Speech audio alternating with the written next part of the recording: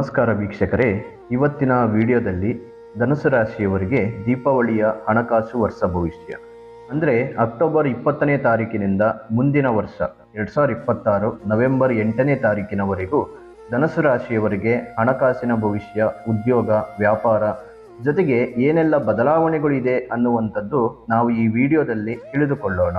ಈ ವಿಡಿಯೋ ವೀಕ್ಷಕರೇ ನಿಮಗೆ ತುಂಬ ಇಂಪಾರ್ಟೆಂಟ್ ಆಗಿರುತ್ತೆ. ಕೊನೆವರೆಗೂ ಈ ವಿಡಿಯೋವನ್ನು ನೋಡಿ ಸಂಪೂರ್ಣವಾದ ಮಾಹಿತಿ ಇದರಲ್ಲಿ ಸಿಗುತ್ತೆ. ಹಾಗಾದರೆ ವಿಡಿಯೋ ಶುರು ಮಾಡೋಣ. ಆದರೆ ಅದಕ್ಕೂ ಮೊದಲು ನೀವೇನಾದರೂ ಫಸ್ಟ್ ಟೈಮ್ ನಮ್ಮ ಚಾನಲನ್ನು ವೀಕ್ಷಣೆ ಮಾಡ್ತಾ ಇದ್ದರೆ ತಡ ಮಾಡದೆ ಈ ಕೂಡಲೇ ಸಬ್ಸ್ಕ್ರೈಬ್ ಮಾಡಿ, ಹಾಗೆ ಪಕ್ಕದಲ್ಲಿರುವ ಬೆಲ್ ಐಕಾನನ್ನು ಪ್ರೆಸ್ ಮಾಡಿ. ಇದೇ ರೀತಿ ಇನ್ನಷ್ಟು ಮಾಹಿತಿಗಳು ನೀವು ನಮ್ಮ ಚಾನಲ್ ಮೂಲಕದಲ್ಲಿ ತಿಳಿದುಕೊಳ್ಳಬಹುದು. ಇನ್ನು ವೀಕ್ಷಕರೇ, ದೀಪಾವಳಿ ಹಬ್ಬ ಬಂತು ಅಂದರೆ ಹಿಂದಿನ ವರ್ಷದ ಅಂದರೆ ಅಲ್ಲಿಂದ 12 ತಿಂಗಳ ಹಿಂದಿನ ಖಾತೆ ಹಣಕಾಸು ವ್ಯವಹಾರಗಳ ಲಾಭ ನಷ್ಟಗಳನ್ನು ಲೆಕ್ಕಾಚುಪ್ತ ಮಾಡಿ ಹೊಸ ಲೆಕ್ಕಾಚಾರದ ಪುಸ್ತಕ ತೆರೆಯುವ ಪರಿಪಾಠ ಕೆಲವು ಸಮುದಾಯಗಳಲ್ಲಿ ನಡೆಯುತ್ತವೆ. ಅದರಲ್ಲೂ ವ್ಯಾಪಾರಿಗಳು, ವರ್ತಕರು, ವ್ಯವಹಾರಸ್ಥರು ಈ ಕ್ರಮವನ್ನು ಅನುಸರಿಸುತ್ತಾರೆ. ಷೇರು ಮಾರುಕಟ್ಟೆಯಲ್ಲಿ ಹಬ್ಬದ ಸಂದರ್ಭದಲ್ಲಿ ವಿಶೇಷ ವಹಿವಾಟು ಮಾಡುವುದನ್ನು ಸಹ ನೀವು ಗಮನಿಸಿರಬಹುದು. ಹಾಗಾದರೆ ಈ ಗ್ರಹ ಗೋಚಾರದ ಆಧಾರದ ಮೇಲೆ ಧನುಸು ರಾಶಿಯವರಿಗೆ ಆರ್ಥಿಕ ಭವಿಷ್ಯ ಮುಂದಿನ ಒಂದು ವರ್ಷ ಅಂದರೆ 2026 ದೀಪಾವಳಿಯ ಹಬ್ಬದವರೆಗೂ ಹೇಗಿದೆ ಅನ್ನುವಂಥದ್ದು ನಾವಿಲ್ಲಿ ತಿಳಿದುಕೊಳ್ಳೋಣ.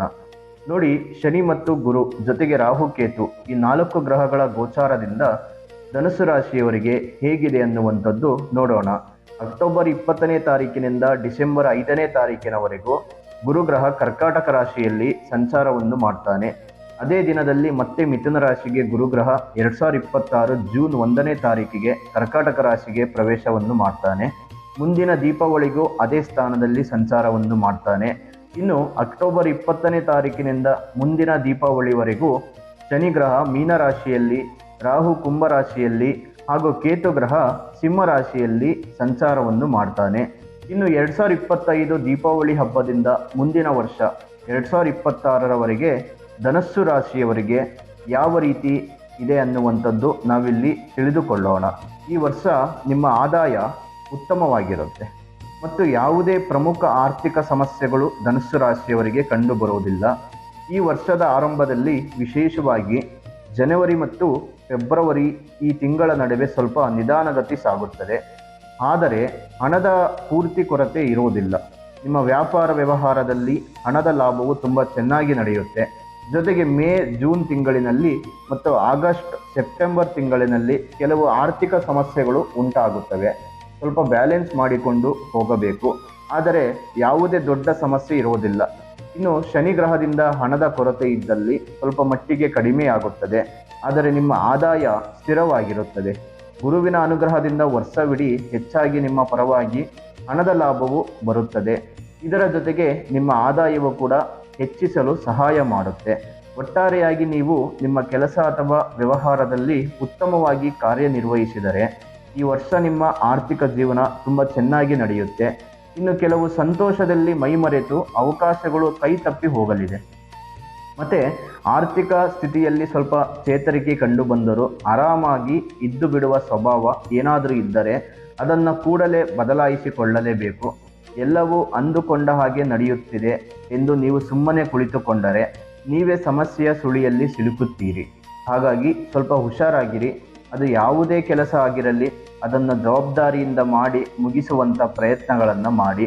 ಇದರಿಂದ ಇನ್ನಷ್ಟು ಎತ್ತರಕ್ಕೆ ಬೆಳೆಯುವ ದಾರಿ ನಿಮಗೆ ಸಿಗುತ್ತದೆ. ಇದಕ್ಕಾಗಿಯೇ ಹೊಸ ವ್ಯವಹಾರಗಳು ಪ್ರಾರಂಭ ಮಾಡಬೇಕು ಅಂದುಕೊಂಡು ಇರುವಂಥ ಧನುಸು ರಾಶಿಯವರಿಗೆ ತುಂಬ ಒತ್ತಡ ಇರುತ್ತೆ. ಇನ್ನು ಸೋದರ ಅಥವಾ ಸೋದರಿ ಜೊತೆಗೆ ಆಸ್ತಿಗೆ ಸಂಬಂಧಿಸಿದ ವ್ಯಾಜ್ಯಗಳು ಇದ್ದಲ್ಲಿ ಅವುಗಳಿಂದ ಇನ್ನಷ್ಟು ಸಮಸ್ಯೆಗಳು ಹೆಚ್ಚಾಗ್ತಾ ಹೋಗುತ್ತೆ. ಇನ್ನು ನಿಮ್ಮಲ್ಲಿ ಕೆಲವರು ಇದೇ ಕಾರಣಕ್ಕೆ ಕೋರ್ಟ್, ಪೊಲೀಸ್ ಠಾಣೆ ಮೆಟ್ಟಲೇರುವಂಥ ಸನ್ನಿವೇಶ ಎದುರಾಗಲಿದೆ.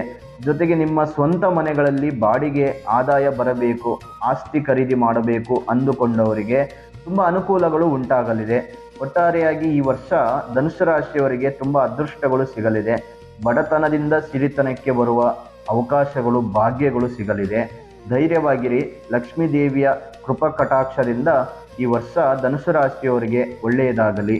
ಜೊತೆಗೆ ನಾಡಿನ ಸಮಸ್ತ ವೀಕ್ಷಕರಿಗೂ ದೀಪಾವಳಿ ಹಬ್ಬದ ಹಾರ್ದಿಕ ಶುಭಾಶಯಗಳು ತಿಳಿಸ್ತಾ, ಇನ್ನು ವೀಕ್ಷಕರೇ, ಇದಿಷ್ಟು ಧನುಸ್ಸು ರಾಶಿಯವರ ಈ ವರ್ಷದಿಂದ ಮುಂದಿನ ವರ್ಷ ಅಂದರೆ 2026 ದೀಪಾವಳಿ ಹಬ್ಬದವರೆಗೂ ಹಣಕಾಸಿನ ವರ್ಷ ಭವಿಷ್ಯ ಹೇಗಿದೆ ಎಂದು ಸಂಪೂರ್ಣವಾದ ಮಾಹಿತಿಗಳು ಈ ವಿಡಿಯೋ ಮೂಲಕದಲ್ಲಿ ತಿಳಿಸಿದ್ದೇವೆ.